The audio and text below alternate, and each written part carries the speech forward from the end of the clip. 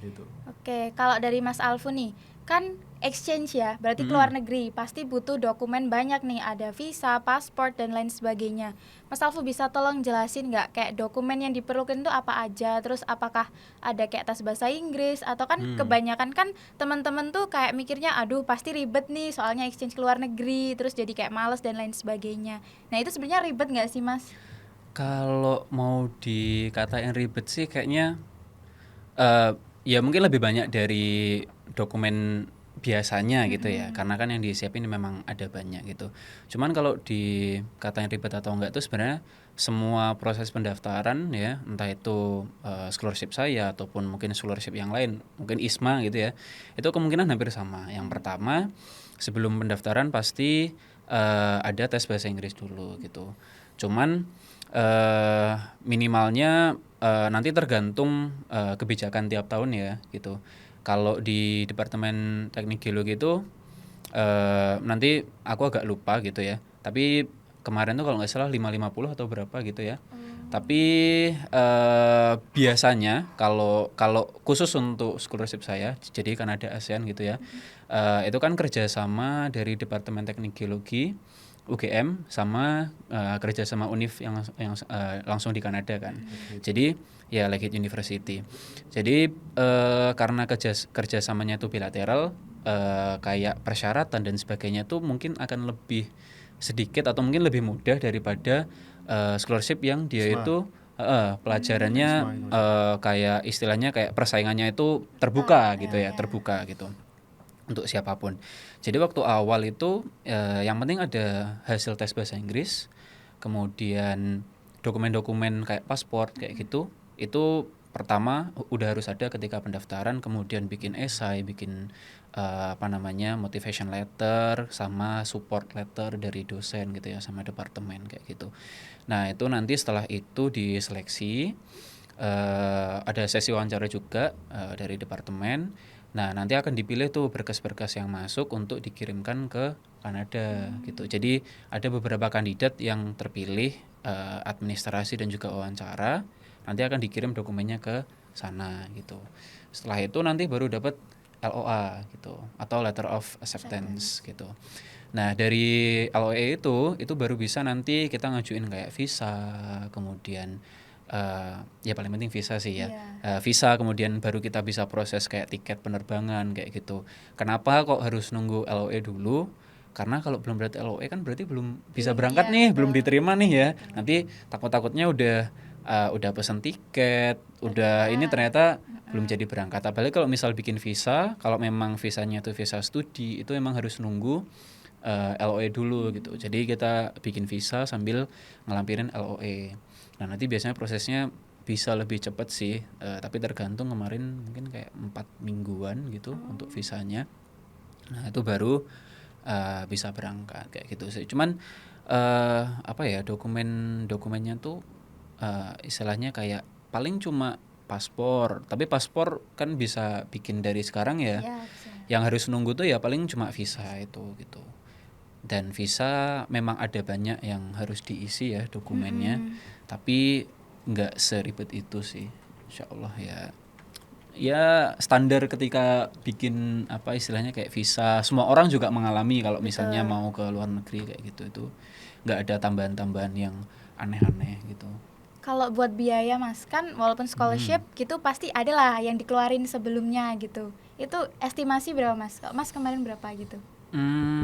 Kalau di kasusku paling ya untuk persiapan, prepare, terus bikin visa kayak gitu mungkin 7 juta. 7 juta. Heeh.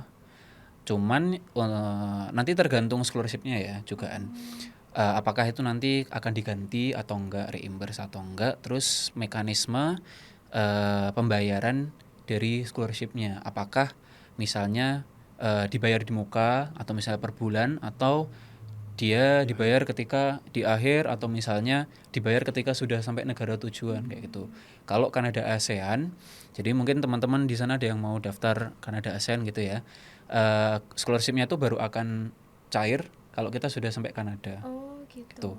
Nah, terus nanti kan akan muncul pertanyaan nih, misalnya, lah tapi kan berangkat kayak gitu kan berarti harus Ada dulu, nah iya ya kan? harus ada Ya ada dulu dulu. sih. Cuman ya itu insya Allah semua itu akan Cover diganti nanti. ya, akan di cover. Jadi modelnya kayak total grant sih kalau Kanada ASEAN itu dapat 10.200 Canadian dollar gitu. Jadi nanti pinter-pinter kita untuk ngatur uangnya kayak gitu. Tuh, jadi kita baru nyampe sana, kemudian baru di reimburse, bukan reimburse sih, istilahnya kayak kita nyampe sana semua total grant itu langsung cair gitu di awal. Tapi ketika berangkat memang harus Sendiri. nyiapin budget dulu. Jadi mungkin budget selain visa, prepare, Tesnya. tiket pesawat sih Iya. yang paling mahal gitu. Sama mungkin uang jaga-jaga gitu ya, karena kan nggak langsung cair nih, paling nunggu 2 minggu gitu. Kalau dari Mas Haikal nih Mas, tadi 2 nih. Nah itu bisa dijelasin nggak Mas? Mulai dari satu-satu dulu tentang dokumen dan alurnya Mas. Kayak buat yang di Bangkit itu sebenarnya alurnya lumayan panjang ya.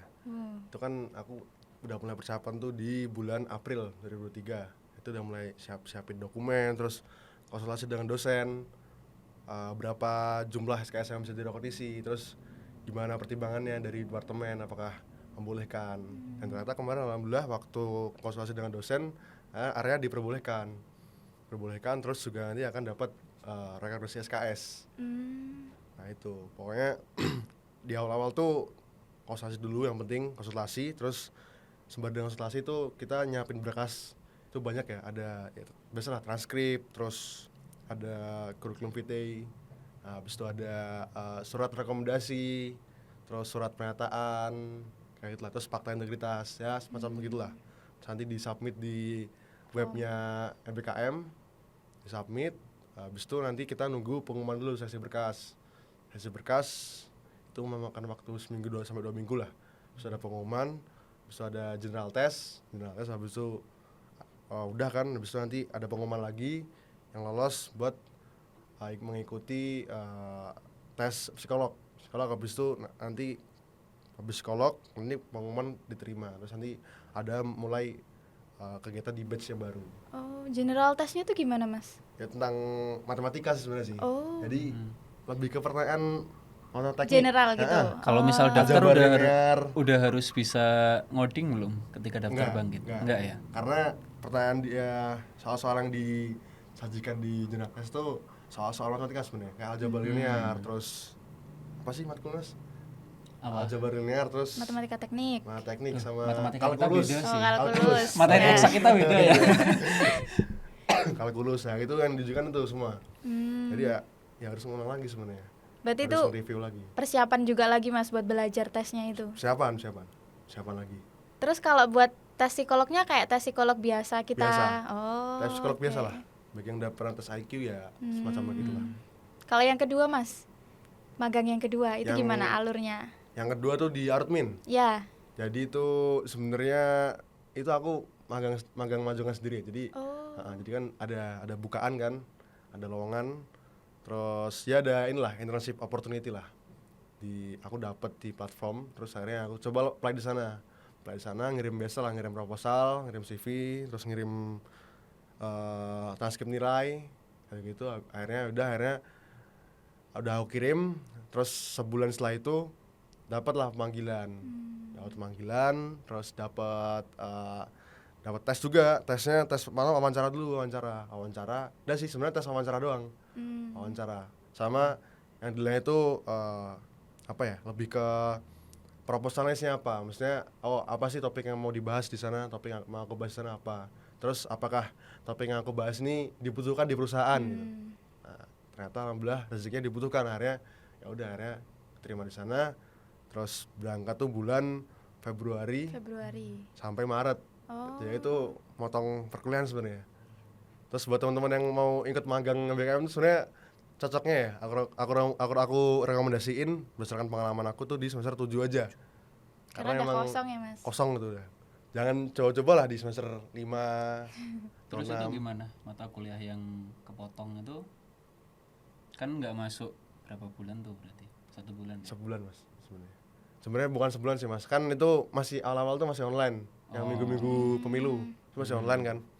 Jadi aku 4 minggu, seminggu masih potong online, terus 3 minggunya Jatahnya udah habis lah ya, nggak habis 3 jatahnya. kali ya. Kemarin nggak habis jatahnya. Udah lah, udah akhirnya udah nggak bisa, habis itu udah nggak bisa isi lagi. Nggak ada alasan nggak Udah masuk nggak usah kuliah masuk ini. lagi, iya. Jadi itu udah ya berarti nyawa terakhirku udah Diambil digunakan semua. Ya sih, kalau sekarang kurikulumnya lebih mengakomodir ya. Iya, Kayaknya malah angkatan 21 sih. Ya. Iya. Yang 21 ke bawah itu seingat saya semester 7 kan tinggal capstone ya kalau nggak Ya, salah. capstone ya, 7 capstone. lebih Semester 6 tapi masih ada matkul, Mas. Hmm. Mereka semester 3 ya nggak salah kamu. Udah Iya. ada matkul elektif. Matkul elektif 3. Semester 3. Kalau aku kan kita kan semester 5 Mas ya. Kalau dulu sih di angkatanku ya, wah, ini ngerasa tua jadinya. Angkatan 19 memang 19-20 terutama itu kan memang zaman-zaman pergantian kurikulum ya. Jadi emang mata kuliahnya itu persebarannya nggak enak banget. Misalnya nih kita normalnya harusnya ini tiap semester gitu. Tapi karena dapat kurikulum baru ya, alhamdulillahnya ya sebenarnya juga alhamdulillah juga sih geologi dapat rekognisi ABET kayak gitu, akreditasi ABET. Cuman ya konsekuensinya harus nambah gitu, apalagi mata pelajaran eksak gitu. Nah kemarin karena kita harus nambah mata pelajaran eksak dan itu waktu itu ingat banget masih di semester udah di semester 5 ya. Jadi istilahnya kayak semester 5 harusnya udah belajar ini jadinya ketambahan matematika gitu ya, ada metode numerik, ada apa gitu, statistika. Nah itu tuh apa namanya udah di luar istilahnya timeline awal kayak gitu. Jadi mau nggak mau nih mata kuliah yang lain akhirnya digeser di semester 6, semester 7. Nah akhirnya angkatan 19-20 kan kayak semester 7 full ya, ada KL, ada capstone, habis itu ada EGR kayak gitu, semua kegiatan lapangan. Jadi ya ini kalau angkatan bawah nih aku encourage misalnya semester 7, semester 8 itu mau ikut magang kah atau exchange itu sangat possible untuk diikuti kayak Karena itu. udah mulai longgar juga ya.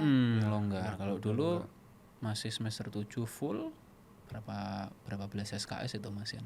Terus semester 8 juga masih ada kalau memang ada kegiatan ya masih ada kegiatan kayak gitu. Jadi ya itu sih emang ada yang harus dikorbankan ya Mas Ya, Haikal skala ya prioritas. Mm-mm.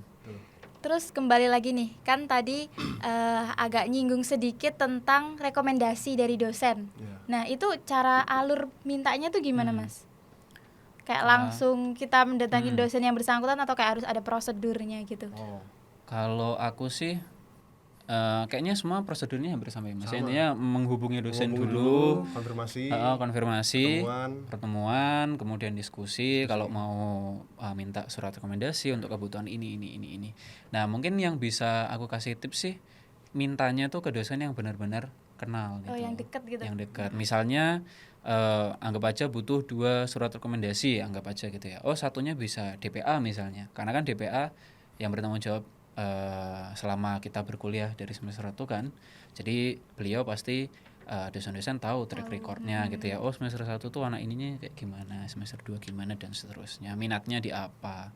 KRS-an kan selalu ada bimbingan tuh. Iya betul. Ya, terus yang kedua misalnya selain DPA minta ke dosen yang benar-benar dekat gitu. Misalnya oh kamu tertarik misalnya kayak Mas Haikal di tambang, anggap aja tertarik di mineral atau geotek gitu ya. Berarti ya salah satu rekomendasinya nanti minta ke dosen yang bersangkutan yang tahu geotek, terus mungkin tahu sama Mas Haikal juga kayak itu. Kalau misalnya saya di mineral gitu ya tahu kenal saya dan juga tahu kalau minat saya di mineral dan cari dosen yang memang di bidang mineral misalnya kayak gitu ya. Oke, jadi tadi kita udah dengar penjelasan dari Mas Alfu dan Mas Haikal. Mungkin kita bisa break dulu dan kembali lagi nanti.